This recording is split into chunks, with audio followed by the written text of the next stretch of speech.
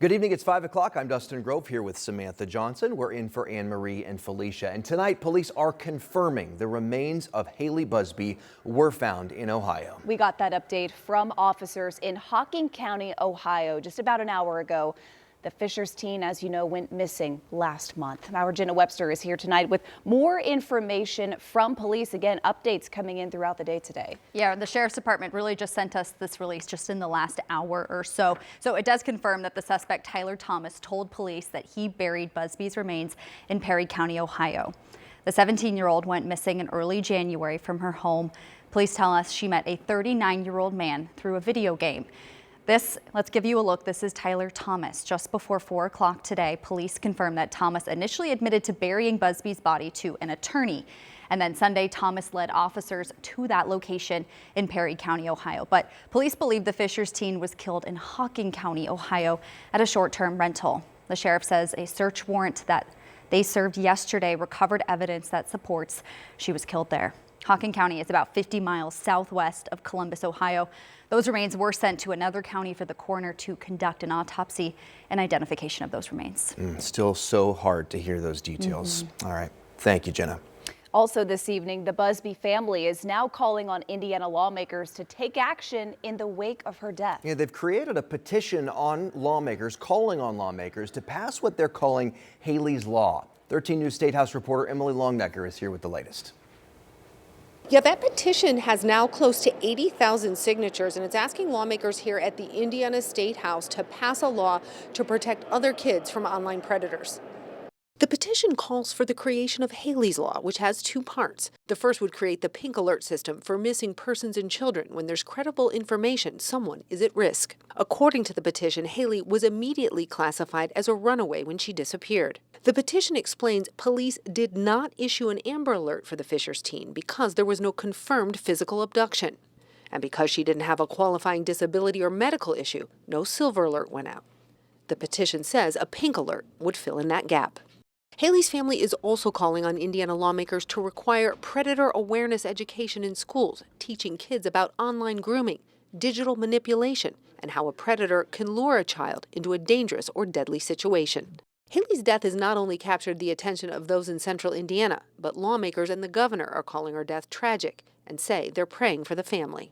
In an interview Tuesday, Governor Braun indicated support for the family's request for a law to protect kids. I think that's great advice on both points, and I think our legislature needs to take a look at that so it doesn't slip into another year. I think it'd be smart to do something now while we're still in session.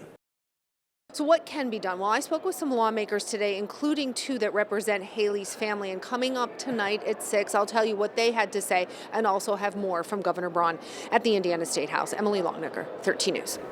Emily, thank you. We're working to get more details about that investigation into Haley Busby's death. We do know that the FBI is now leading this investigation.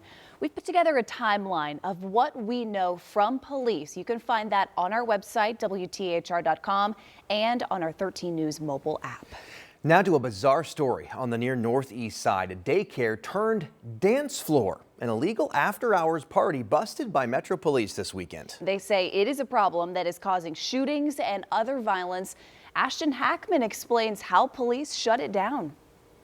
A for-lease sign sits out front on what should have been a quiet, empty daycare near 38th and Keystone. Instead, police say Alonzo Smith turned it into a late-night playground for an illegal after-hour party. This promoter's been in several instances of illegal activity, and we had to stop it. Police say this social media post from Smith helped them do just that. It read, "When the night doesn't end, it escalates." Court documents show police found the address through an undercover Facebook account, then showed up when the party started. Smith reportedly told officers he had permission and the keys from the property owner, but the owner tells a different story. The property owner of the now vacant daycare here on Keystone Avenue tells me he lives out of state and had no idea that this party was planned and a property that is now up for sale and should be completely empty. Police say these parties bring underage drinking, drugs, and guns.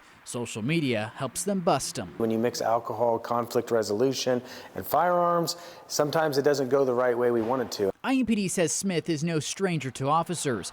He's been on their radar since being released on federal probation in August. This now the fourth illegal party police tied to Smith in 3 months. Parties, they say, that led to fights, partygoers drugged by security, and gunfire. Police say he was warned more than once but kept going. This individual chose to continue in illegal activities. If you're going to promote activities that are illegal and have those illegally possessed firearms, those narcotics, we're going to come after you. Smith now faces charges for burglary, maintaining a common nuisance, and conversion. More charges could follow for violating federal probation. In Indianapolis, Ashton Hackman, 13 News. Smith is being held without bond in the Marion County Jail. He's scheduled to be in court on Thursday. Also tonight, police are investigating after a juvenile was shot in the ear in Lawrence. Police say it happened just before 11 this morning near 53rd Street and Boy Scout Road. When they got there, officers say they found an abandoned vehicle crashed into some trees, and then they say they found that juvenile. That person is expected to be okay. Lawrence police, though, now trying to figure out who pulled the trigger.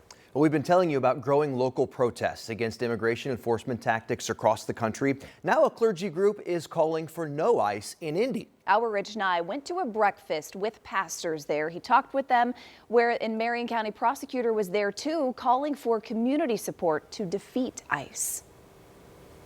This is not policing. The Interdenominational Ministerial Alliance of Indianapolis put ICE on the menu for its monthly breakfast.